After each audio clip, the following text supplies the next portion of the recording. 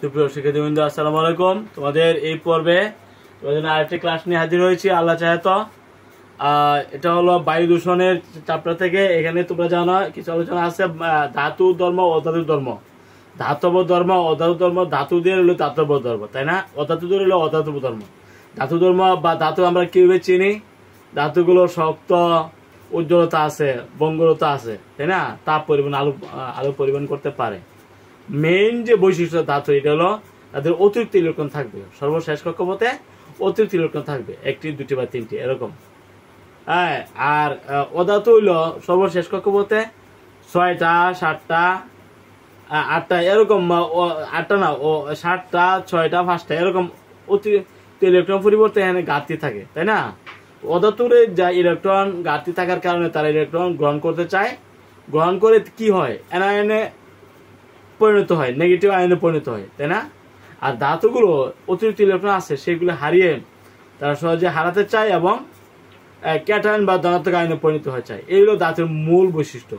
যে সমস্ত মৌলসমূহ তাদের সর্বশেষ কক্ষপথ থেকে ইলেকট্রন হারিয়ে বা ত্যাগ করে ধনাত্মক আয়ন বা ক্যাটায়নে, তাদের ক্যাটায়নে পরিণত হতে পারে, তাদেরকে ধাতু বলা হয়, তাই না? যে সকল মৌলের ইলেকট্রন ত্যাগ করার প্রবণতা বেশি, তাদের ধাতব ধর্ম তত বেশি। যে সকল মৌলের ইলেকট্রন বিনাশের সর্বশেষ কক্ষপথে ইলেকট্রন ঘাটতি থাকে এবং সে ইলেকট্রন গ্রহণ করে তাদের অ্যানায়ন বা নেগেটিভ আয়নে পরিণত হয়, তাদেরকে অধাতু বলা হয়, তাই না? যে সকল মৌল পরমাণুর সর্বশেষ কক্ষপথে ইলেকট্রন গ্রহণ করে যত সহজে অ্যানায়ন বা নেগেটিভ আয়নে পরিণত হতে পারবে, তাদেরকে তাদের অধাতু ধর্ম তত বেশি। ঠিক আছে, এটি আমরা আলোচনা করবো ইনশাল্লাহ। সুপ্রিয় শিক্ষার্থীবৃন্দ, ধাতু ধর্ম এবং অধাতু ধর্ম।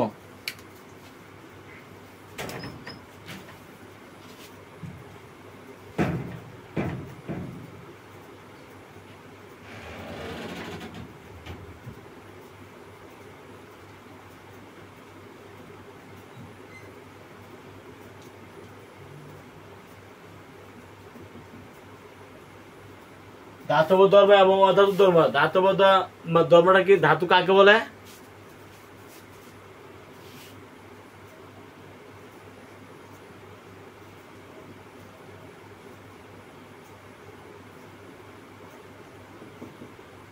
ধাতব ধর্মের মধ্যে সর্বপ্রথম আমরা আলোচনা করব কি ধাতুর যে সংজ্ঞাটা কাকে বলে, ধাতব মৌল কাকে বলে। যে সকল মৌলের সর্বশেষ, যেমন সোডিয়াম, মনে করো সোডিয়াম 11, এর অবস্থা কি 281। ম্যাগনেসিয়াম 12, তাদের অবস্থা কি 212। তার শেষ কক্ষপথে একটা ইলেকট্রন, তার সর্বশেষ কক্ষপথে 2টা ইলেকট্রন, তাই না? অ্যালুমিনিয়াম 13, তারও 203, তার সর্বশেষ কক্ষপথ হইল 3টা।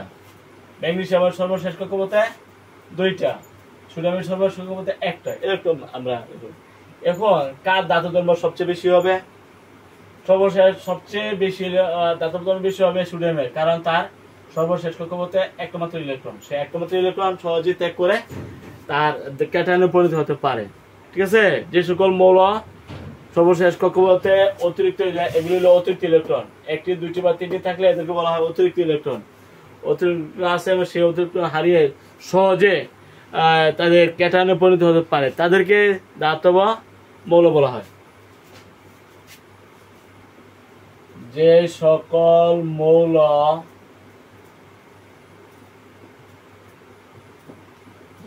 মৌলের সর্বশেষ কক্ষপথে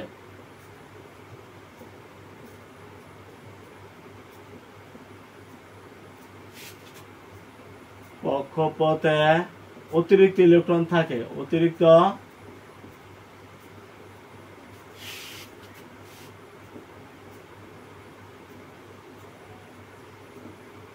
ইলেকট্রন থাকে এবং সেই অতিরিক্ত ইলেকট্রন, সোডিয়াম যদি একটা ইলেকট্রন ত্যাগ করে, তাহলে কি হবে? সোডিয়াম প্লাস কি এক হবে না, তখন হবে এটা হলো নিউনকাটক, তাই না? ম্যাগনেসিয়াম যদি তার সর্বশেষ কক্ষপথে 2টি ইলেকট্রন ত্যাগ করে তখন কি হবে? ম্যাগনেসিয়াম 2+, তখন কি হবে 2 এবং 8, তাই না? এই যে অ্যালুমিনিয়াম, এটা যদি তার সর্বশেষ কক্ষপথে 3টি ইলেকট্রন ত্যাগ করে তখন কি হবে? অ্যালুমিনিয়াম 3+, এবং তখন হবে 2, 8। তাহলে এই যে 2, 8 এটা কিন্তু সুস্থির ইলেকট্রন বিন্যাস। তার অতিরিক্ত ইলেকট্রনটা সে ত্যাগ করলো, ত্যাগ করার পরে সুস্থির ইলেকট্রন বিন্যাস নিয়নের কাঠামো লাভ করলো, তাই না? ম্যাগনেসিয়াম তার সর্বশেষ কক্ষপথে 2টি ইলেকট্রন ত্যাগ করলো কি হয়? ম্যাগনেসিয়াম 2+, পাশাপাশি সুস্থির ইলেকট্রন বিন্যাস অর্জন করলো 2, 8 নিয়নের কাঠামো, তাই না? এবং সোডিয়াম সর্বশেষ কক্ষপথে একটা ইলেকট্রন ছিল, সে একটা ইলেকট্রন ত্যাগ করছে, ত্যাগ করে সোডিয়াম প্লাস এবং সুস্থির ইলেকট্রন বিন্যাস অর্জন করলো 2, 8। এইভাবে যে সকল মৌলের সর্বশেষ কক্ষপথে অতিরিক্ত ইলেকট্রন থাকে এবং সেই অতিরিক্ত ইলেকট্রন হারিয়ে ক্যাটায়নে পরিণত হতে পারে এবং সুস্থির বিন্যাস অর্জন করে ক্যাটায়নে পরিণত হতে পারে। এখানে আমরা 3টি উদাহরণ লক্ষ্য করলাম: সোডিয়াম, ম্যাগনেসিয়াম, অ্যালুমিনিয়াম। অ্যালুমিনিয়াম 3টা ইলেকট্রন হারিয়ে অ্যালুমিনিয়াম 3+ এবং সুস্থির বিন্যাস অর্জন করলো। ম্যাগনেসিয়াম তার সর্বশেষ কক্ষপথে 2টি ইলেকট্রন হারিয়ে ম্যাগনেসিয়াম 2+ এবং নিকটবর্তী নিষ্ক্রিয় গ্যাস নিয়নের কাঠামো লাভ করে সুস্থির ইলেকট্রন বিন্যাস অর্জন করলো। একইভাবে সোডিয়াম তার সর্বশেষ কক্ষপথে ছিল একটা ইলেকট্রন, সেটি হারিয়ে সোডিয়াম প্লাস এবং নিকটতম নিষ্ক্রিয় নিয়নের কাঠামো লাভ করে সুস্থির ইলেকট্রন বিন্যাস অর্জন করলো। এইভাবে ধাতু তাদেরকে বলা হয় যাদের অতিরিক্ত ইলেকট্রন আছে এবং সেই অতিরিক্ত ইলেকট্রন ত্যাগ করে নিকটতম নিষ্ক্রিয় মৌলের কাঠামো লাভ করে তাদের ক্যাটায়নে পরিণত হতে পারে, তাদেরকে বলা হয় ধাতু। সোডিয়াম, ম্যাগনেসিয়াম, অ্যালুমিনিয়াম, এই যে উদাহরণগুলো, এগুলি ধাতু। ঠিক আছে? আমরা কি বলতে পারি? যে সকল মৌলের সর্বশেষ কক্ষপথে অতিরিক্ত ইলেকট্রন থাকে এবং সেই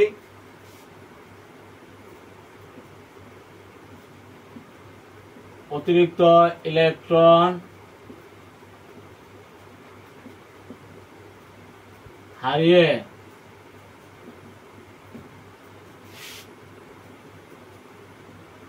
ধাতব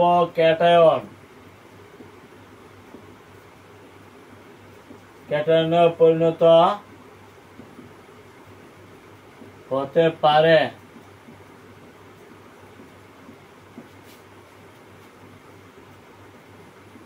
তাদেরকে ধাতব মৌল বলে, ধাতব মৌল বলে।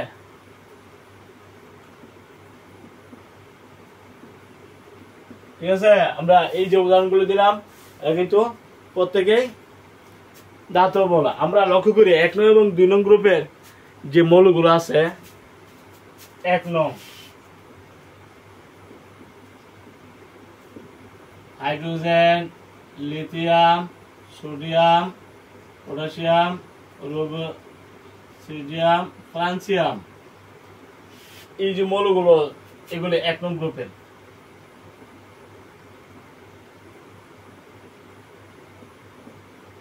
সোডিয়াম 11, তাই না? পটাশিয়াম 19, 37,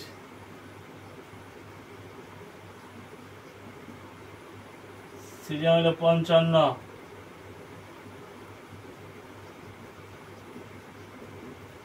ফ্রান্সিয়াম 87,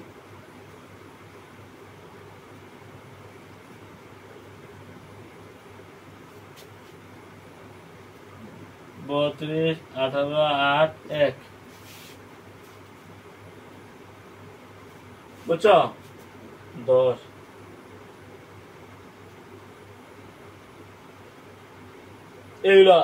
এই যে 1 নং গ্রুপের যে মৌলগুলো আমরা লক্ষ্য করলাম, এই যে ইলেকট্রন ত্যাগ করা প্রবণতা কাদের বেশি সেটাও তো জানার দরকার, তাই না? আমরা লক্ষ্য করি 1 নং গ্রুপের যে মৌলগুলো আছে, hydrogen, lithium, sodium, potassium, rubidium, caesium, francium, একজন 1, লিথিয়াম 2, 1, সোডিয়াম সর্বশেষ কক্ষপথে, যেহেতু এরা 1 নং, তাদের সর্বশেষ কক্ষপথে একটি মাত্র ইলেকট্রন, তাই না? উপরে নিচে 1 নং গ্রুপে দেখা যায় যে তাদের মৌলগুলোর ইলেকট্রন ত্যাগ করার প্রবণতা বাড়ে। আমরা বলতে পারি 1 নং গ্রুপের বেলা এবং 2 নং গ্রুপের বেলায় একই মান ঘটনা ঘটে। 2 নং গ্রুপের বেলাও সেম ঘটনা। 2 নং গ্রুপ তো প্রথমে বেরিলিয়াম 4 2 2 বেলার পরে কি ম্যাগনেসিয়াম 12 2 ক্যালসিয়াম 20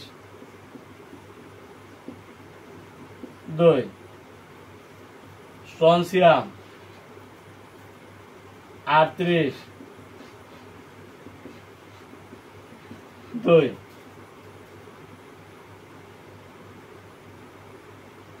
বেরিয়াম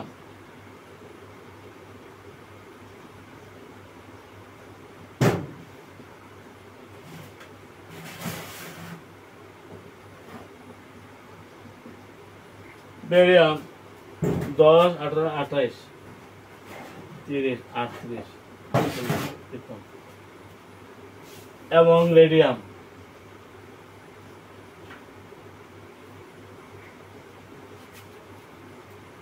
18 32 18 8 2 10 28 60 78 এই যে 2 নং গ্রুপের যে মৌলগুলো আমরা লক্ষ্য করি তোমরা দেখো বেরিয়াম ম্যাগনেসিয়াম ক্যালসিয়াম স্ট্রনসিয়াম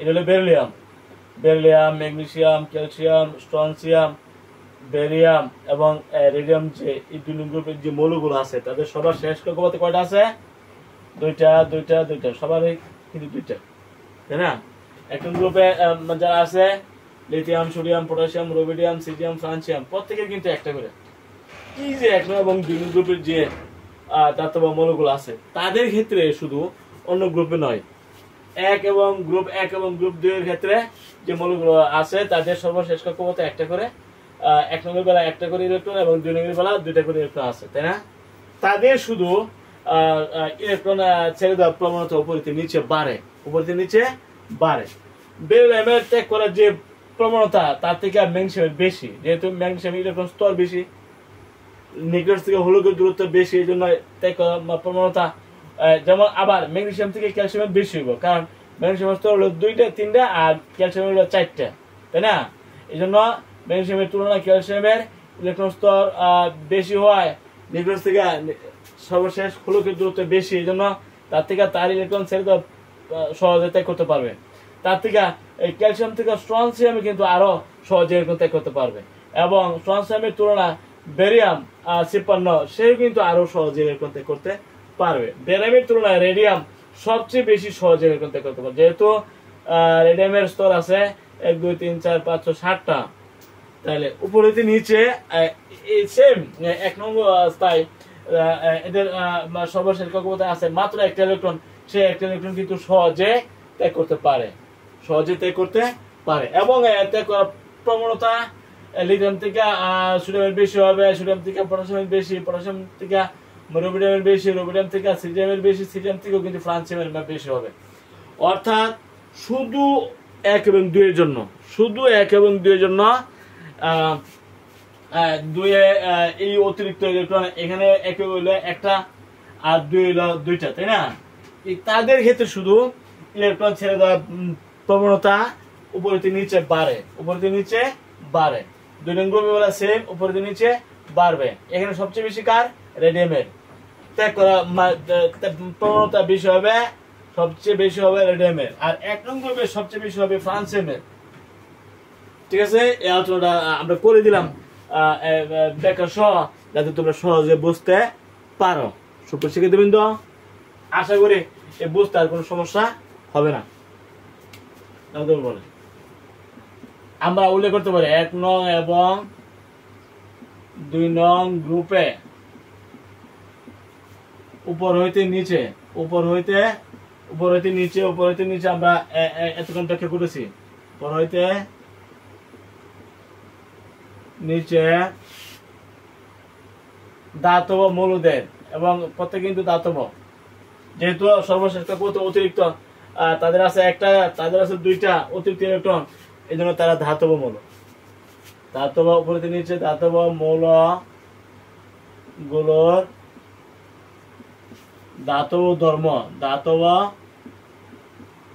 ধর্ম 1 নং এবং 2 নং গ্রুপে উপনীতি নিচে ধাতব মৌলগুলো ধাতব ধর্ম বৃদ্ধি পা, ঠিক আছে। কিন্তু বাম হইতে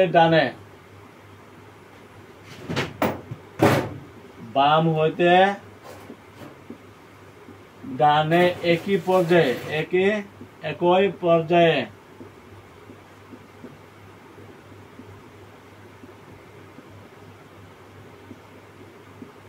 সমূহের ধাতব ধর্ম হ্রাস ধাতব ধর্ম কি পায়? হ্রাস পায়। এরা ব্যাখ্যা মনে করো 3 নং পর্যায়ে কে আছে? 3 নং পর্যায়ে 11 থেকে, তাই না?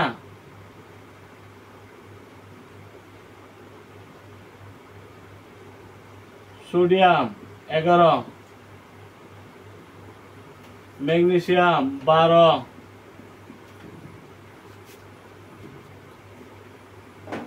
Aluminium 13, silicon 14, phosphorus 15, sulphur 16,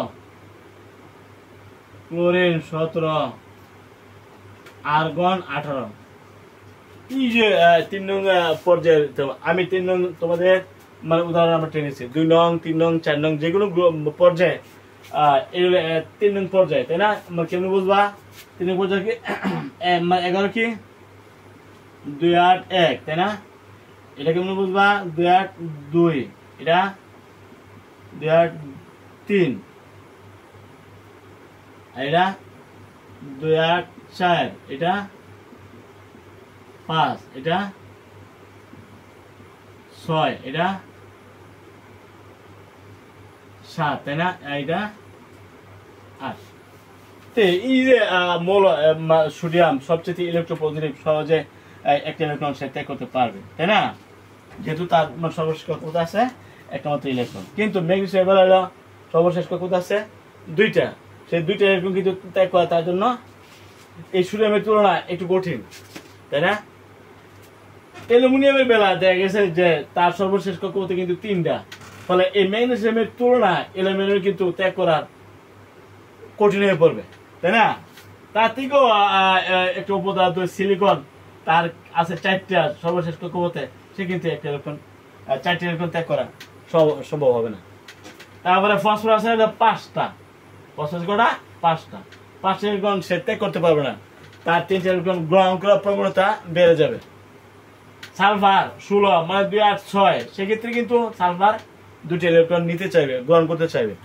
chlorine সর্বশেষ কক্ষপথে একটা ঘাটতি, যেহেতু 7টা 2 8 7, তো সে একটা ইলেকট্রন গ্রহণ করার প্রবণতা বেশি প্রদর্শন করবে। আর্গন তো নিষ্ক্রিয় হলো। তো আমরা কি বুঝলাম? 3 নং পর্যায়ে আমরা লক্ষ্য করছি যে বাম হইতে ডানে তাদের ধাতু ধর্ম হ্রাস পাইতে হইতে এমনকি নিষ্ক্রিয় মৌল আর্গন। সর্বশেষ মৌলটার নাম কি? আর্গন বা নিষ্ক্রিয় মৌল, তাই না? এভাবে কিন্তু 2 নং পর্যায়ে যদি আমরা লক্ষ্য করি, সুপ্রিয় শিক্ষার্থী, 2 নং পর্যায়ে যদি আমরা লক্ষ্য করি তো একই ঘটনা ঘটবে, অর্থাৎ বাম হইতে ডানে ধাতু ধর্ম হ্রাস পাচ্ছে, বাম হইতে ডানে ধাতু ধর্ম হ্রাস পাচ্ছে যে কোনো পর্যায়ে। আর গ্রুপের বেলা 1 এবং 2 আমরা লক্ষ্য করলাম যে মৌলগুলোর সর্বশেষ কক্ষপথে জন্য একটা, 2 নংয়ের জন্য 2টা থাকাতে এরকম ত্যাগ করা প্রমাণিত উপরে নিচে বাড়ছে। তার মানে 1 নং এবং 2 নং গ্রুপের জন্য ধাতু ধর্ম বৃদ্ধি পাচ্ছে, কিন্তু একই পর্যায়ে যেমন 3 নং পর্যায়ে আমরা ব্যাখ্যা করেছি, আমরা 2 নং পর্যায়ে ব্যাখ্যা করে 2 নং পর্যায়ে কে কে আছে? Lithium 3, beryllium 4, boron 5, carbon 6, nitrogen 7 এবং অক্সিজেন 8, ফ্লোরিন 9, নিয়ন 10। এই হলো 2 নং পর্যায়ের মৌলগুলো। 2 1 2 2 2 3 2 4 2 5 2 6 2 7 2 8 এই যে মৌলগুলো আমরা লেখছি এগুলো 2 নং পর্যায়ে। আর একটু আগে যে পর্যায়ের মৌলগুলো লিখছিলাম এগুলো প্রত্যেকটি 3 নং পর্যায়ে। 2 নং পর্যায়ে যে মৌলগুলো আমরা লক্ষ্য করলাম 3 2 1 লিথিয়াম, বেরিলিয়াম হলো 4 2 2, বোরন হলো 5 2 3, কার্বন 6 2 4, নাইট্রোজেন 7 2 5, ফ্লোরিন 9 2 7, নিয়ন 10 2 8। তো বাম হইতে ডানে আমরা কি লক্ষ্য করলাম? এটা সবচেয়ে ইলেকট্রোপজিটিভ মৌল লিথিয়াম, সর্বশেষ কক্ষপথে আছে একটা, সে একটা ইলেকট্রন হারায় সহজেই ধনাত্মক আয়ন পরিণত হতে পারে। লিথিয়াম তার ইলেকট্রনটা হারাতে পারে, হারায় কি হবে? লিথিয়াম প্লাস সহজে। কিন্তু বেরিলিয়াম দুইটা ত্যাগ করতে পারবে, তবে একটু কঠিন, যেহেতু তার শেষ কক্ষপথ আছে দুইটা ইলেকট্রন হারানো একটু কঠিন। পারবে তবে একটু কঠিন হয়ে পড়বে, তাই না? এই যে বোরন, সে 3টা ইলেকট্রন ত্যাগ করা আরো কঠিন। এই যে কার্বন, এটা ত্যাগ করতে পারবে না, শেয়ার করতে হবে, বা করতে ত্যাগ করা তার জন্য সম্ভব হবে না, শেয়ার করতে হবে। নাইট্রোজেন সর্বশেষ কক্ষপথ আছে 5টা, সেক্ষেত্রে করতে পারবে, গ্রহণ করতে হবে, 3টা গ্রহণ করে সে নিষ্ক্রিয় কাঠামো করতে পারবে। ফ্লোরিন তার শেষ মানে অক্সিজেন শেষ কক্ষপথে করা 200, মানে 2টা ঘাটতি আছে, তাই না? এই 2টা ঘাটতির জন্য সে 2টা ইলেকট্রন নিতে চাইবে, গ্রহণ করতে চাইবে, ফলে অক্সিজেনের ধাতু ধর্ম তো নাই, ওই অধাতু ধর্ম বাড়তেছে। অক্সিজেনের নাইট্রোজেন তুলনায় বেশি, অক্সিজেন তুলনায় কিন্তু আবার ফ্লোরিনের আরো বেশি, যেহেতু অক্সিজেনের শেষ কক্ষপথ আছে 6টা, সে 2টা ইলেকট্রন নিতে চাইবে, নিয়ে মাইনাস আয়ন বা অ্যানায়নে পরিণত হতে চাইবে। ফ্লোরিন সর্বশেষ কক্ষপথ আছে 7টা, সে একটা ইলেকট্রন নিয়ে সে অ্যানায়নে পরিণত হতে চাইবে, ফ্লোরাইড আয়নে পরিণত হতে চাইবে, নিয়মিত নিষ্ক্রিয় মৌল, তাই না? আমরা কি লক্ষ্য করলাম? 2 নং পর্যায়ে যে মৌলগুলো বাম হইতে ডানে তার ধাতু ধর্ম কিভাবে হ্রাস পাইতে এমন কি নিষ্ক্রিয় মৌলে পরিণত হয়ে গেল। এ থেকে আমরা কি বুঝলাম? যে কোনো পর্যায়ে তার ধাতু ধর্মরা হ্রাস পাইতেছে, তাই না? যে কোনো পর্যায়ে ধাতু ধর্ম হ্রাস পাইতেছে, 2 3 যে কোনো পর্যায়ে তুমি যদি একটু পর্যালোচনা করা, ইলেকট্রন স্তরগুলো একটু পর্যালোচনা করা, দেখবা যে তাদের ইলেকট্রন ত্যাগ করার প্রবণতা কমতেছে, তাই না? এবং ইলেকট্রন গ্রহণ করার প্রবণতা বাড়তেছে। গ্রহণ করার প্রবণতা কার থাকে? অধাতুদের। ত্যাগ করা প্রবণতা যদি কমে যায়, তাই ধাতু ধর্ম মানে হ্রাস পেতেছে না।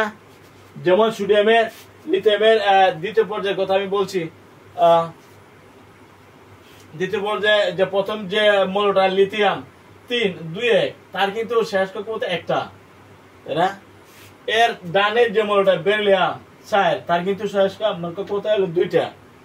তা লিথিয়ামের তুলনায় বেরিলিয়ামের ইলেকট্রন ত্যাগ করা কঠিন হয়ে পড়বে, যেহেতু তার শেষ কক্ষপথে 2টা, তার ত্যাগ করা সহজ হবে, যেহেতু তার একটা। তাহলে অতিরিক্ত ইলেকট্রন যত কম থাকবো, ইলেকট্রন ত্যাগ করা তত সহজ হবে। কিন্তু অতিরিক্ত ইলেকট্রন যখন বাইরে দেব, এখানে 2টা, এখানে আবার 3টা, এখানে 4টা বাড়তেছে, ফলে তার ধাতু ধর্ম হ্রাস পাচ্ছে। ঠিক আছে? এই কথা কিন্তু আমি বোঝাবার জন্য 2টা পর্যায়ে আমরা আলোচনা করেছি, 3 নং পর্যায়ে আলোচনা করেছি এবং 2 নং পর্যায়ে আলোচনা করেছি। আশা করি তোমাদের বুঝতে কোনো অসুবিধা হবে না। ঠিক আছে? আমরা এখানে উল্লেখ করছি ধাতব মৌলগুলো ধাতব ধর্ম বৃদ্ধি পায় 1 নং এবং 2 নং এর গ্রুপে। 1 নং এবং 2 নং গ্রুপে উপরে নিচে ধাতব ধর্মগুলো, ধাতব মৌলগুলো ধাতব ধর্ম বৃদ্ধি পায়, কিন্তু বাম হইতে ডানে একই পর্যায়ে, আমি আলোচনা করছি 3 এবং 2, তোমরা এটা বুঝতে পারছো না। একই পর্যায়ে মৌল সময়ে ধাতব ধর্ম হ্রাস পায়, তার মানে কি অধাতব ধর্ম বৃদ্ধি পায়, তাই না? হ্রাস পায়। এবং অধাতব ধর্ম বৃদ্ধি পায়।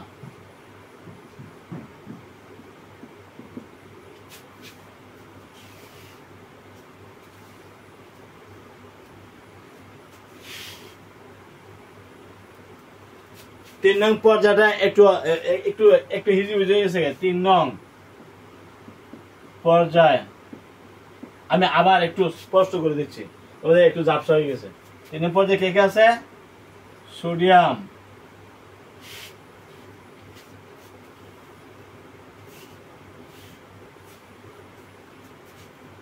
তিন নং পর্যায়ের যে মৌলগুলো একটু ঝাপসা হয়ে গেছে, এই জন্য আমি আবার আলোচনা করতেছি। 3 পর্যায়ে তোমরা জানো সর্বশেষ যে মৌলটা প্রথম হইলে সোডিয়াম, তাই না? 11, ম্যাগনেসিয়াম 12,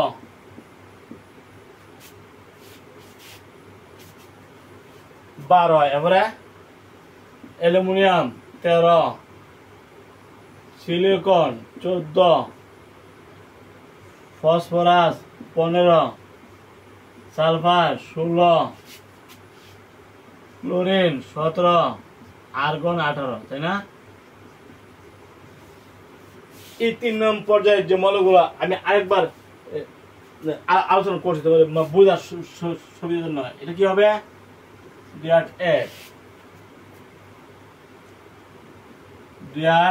2, এটা কি হবে? 3, এটা কি হবে? 4, এটা কি হবে? 5, 6, 7, 8। এই যে মৌলগুলো তোমরা লক্ষ্য করো, সর্বপ্রথম যে মৌলটা হলো সোডিয়াম, সর্বশেষ যে মৌলটা হলো আর্গন বা নিষ্ক্রিয় মৌল। সর্বশেষ করতে হলে 8টা, তার অতিরিক্ত মানে গাতি ইলেকট্রন নাই যে সে গ্রহণ করবে, সে সুস্থির, এই জন্য আর্গন হলো নিষ্ক্রিয় মৌল। সোডিয়ামের শেষ কক্ষপথে কিন্তু একটা, সে কিন্তু ইলেকট্রন সহজে ত্যাগ করতে পারবে, এই জন্য তার তাপদ্রব্য সবচেয়ে বেশি হবে, তাই না? ম্যাগনেসিয়াম যে তার যে ডানের মৌলটা 12, তার মানে 2 এর 2, তার কিন্তু সর্বশেষ কক্ষপথ আছে 2টা, সে কিন্তু এই 2টা ইলেকট্রন হারানোটা তার তুলনায় একটু কষ্ট হয়ে যাবে, যেহেতু সর্বশেষ কক্ষপথে 2টা, একটা ইলেকট্রন বাইরে গেছে, তা তার একটু ত্যাগ করতে পারবে, তবে একটু কঠিন হবে। অ্যালুমিনিয়ামের সর্বশেষ কক্ষপথে কিন্তু 3টা, আরো বাড়লো, ফলে অ্যালুমিনিয়ামে কিন্তু ম্যাগনেসিয়ামের তুলনায় কিন্তু আরো ত্যাগ করা একটু কঠিন হয়ে পড়বে, যেহেতু ইলেকট্রন বাড়তেছে, তাই না? সিলিকন সর্বশেষ কক্ষপথে 4টা, সে তো কখনো ধাতু নেই, কখনো অধাতু নেই, এলা উপধাতু, তাই না? এই যে ফসফরাস বিরাট ফাস্ট, সেখানে কিন্তু ফসফরাস ইলেকট্রন গ্রহণ করতে চাইবে, তার মানে তার অধর্ম বাড়তেছে, তার তুলনায় তার বেশি। সালফারে কিন্তু সর্বশেষ কক্ষপথ আছে 6টা, 2, 8, 6, তার মানে সে কিন্তু 2টা ইলেকট্রন নিয়ে সহজে অ্যানায়নে পরিণত হতে পারবে। তার তুলনায় ক্লোরিন আরো বেশি, কারণ ক্লোরিনে আছে 7টা, সে একটা ইলেকট্রন গ্রহণ করে সহজেই ক্লোরাইড আয়নে পরিণত হতে পারবে। তাহলে আমরা কি লক্ষ্য করলাম? বাম হইতে ডানে তার ধাতু ধর্মটা হ্রাস পাচ্ছে, পাইতে এমনকি কি অবস্থা নেই, বুঝছো? তাহলে এই যে সোডিয়াম, তার ইলেকট্রনের ত্যাগ করা ক্ষমতা সবচেয়ে বেশি। আমি কেমন বুঝলাম? সে তার ইলেকট্রনটা হারিয়ে সহজেই সোডিয়াম প্লাস আয়নে পরিণত হতে পারে। পাশাপাশি নিম্নতম নিষ্ক্রিয় মৌল নিয়নের কাঠামো 2, 8, তাই না? হতে পারে। তার মানে সব ডানে যে বামের যে মৌলটা ছিল, তার ইলেকট্রন ত্যাগ করার প্রবণতা সবচেয়ে বেশি, তাই না? ম্যাগনেসিয়াম 2 ইলেকট্রন ত্যাগ করতে পারবে, তবে তার তুলনায় এত সহজ নয়। অ্যালুমিনিয়াম পারবে, তবে এত সহজ নয়, কঠিন হবে। তাই আমি কি বুঝলাম? যে এক পর্যায়ে বাম হইতে ডানে তার ইলেকট্রন ত্যাগ করার প্রবণতা কমতেছে, তার মানে তার ধাতু ধর্ম হ্রাস পাচ্ছে, বুঝছো? এইভাবে কিন্তু আমরা এটা বুঝতে পারবো। সবচেয়ে ডানের যে মৌলটা ক্লোরিন, সে তার ইলেকট্রন ঘাটতি আছে, তাই না? সেই ঘাটতি সে ইলেকট্রন নিবে বা গ্রহণ করে ক্লোরাইড আয়নে পরিণত হবে এবং 2, 8 প্রাপ্ত হয়ে সে সুস্থির ইলেকট্রন বিন্যাস অর্জন করবে। সুস্থির, ঠিক আছে? সেও সুস্থির ইলেকট্রন বিন্যাস অর্জন করলো, সে কিন্তু ত্যাগ করে সুস্থির ইলেকট্রন বিন্যাস অর্জন করলো। আর ক্লোরিন কিন্তু ইলেকট্রন গ্রহণ করে, একটা ইলেকট্রন গ্রহণ করে, তাকে ঘাটতি ছিল, প্রায় 2, 8, 8 হয়ে গেল। তার মানে ছিল ক্লোরিন, এখন হয়ে গেছে ক্লোরাইড আয়ন এবং 2, 8, 8। আর এটা ছিল সোডিয়াম পরমাণু, সে তার সর্বশেষ কক্ষপথে একটা ইলেকট্রন হারিয়ে সহজে সোডিয়াম প্লাস আয়নে পরিণত হয়েছে। পাশাপাশি 2, 8 অর্থাৎ নিয়নের কাঠামো লাভ করে সুস্থির বিকাশ অর্জন করলো। এইভাবে আমরা লক্ষ্য করলাম যে কোনো পর্যায়ে বাম হইতে ডানে তার ধাতু ধর্মরা হ্রাস পাচ্ছে এবং অধাতু ধর্ম বৃদ্ধি পাচ্ছে। সুপ্রিয় শিক্ষার্থীবৃন্দ, তোমরা নতুন নবম শ্রেণীর যে বিজ্ঞান, সেই বিজ্ঞান বই কিন্তু এতগুলো ব্যাখ্যা নাই, শর্টকাট লিখে রাখছে ধাতু ধর্ম বাম হইতে ডানে হ্রাস পায়, 1 নং এবং 2 নং গ্রুপের জন্য যে ধাতু ধর্ম বৃদ্ধি পাচ্ছে। কিভাবে বৃদ্ধি পাচ্ছে? 1 নং এবং 2 নং গ্রুপে যে উপরে নিচে ইলেকট্রন স্তর বাড়তেছে, বাড়ার কারণে ইলেকট্রন ত্যাগ করা সহজ হয়ে পড়ে, তাই না? 1 নং গ্রুপের একটা সর্বশেষ কক্ষপথে 1টা করে ইলেকট্রন এবং 2 নং গ্রুপের সর্বশেষ কক্ষপথে 2টা করে ইলেকট্রন। যত উপরে নিচে যাওয়া যায় ইলেকট্রন ত্যাগ করার প্রবণতা 1 এবং 2 বাড়তেছে, তাই না? কিন্তু অন্যান্য গ্রুপের বেলা কিন্তু সেম ঘটনা নয়। তো কিন্তু আমরা আলোচনাগুলো শেষ করে দিলাম। আশা করি এই সব আলোচনা তোমাদের কাছে ভালো লাগছে। আগামী ক্লাসে আমন্ত্রণ জানিয়ে এখানে শেষ করছি। ভালো থাকো সবাই, আলহামদুলিল্লাহ।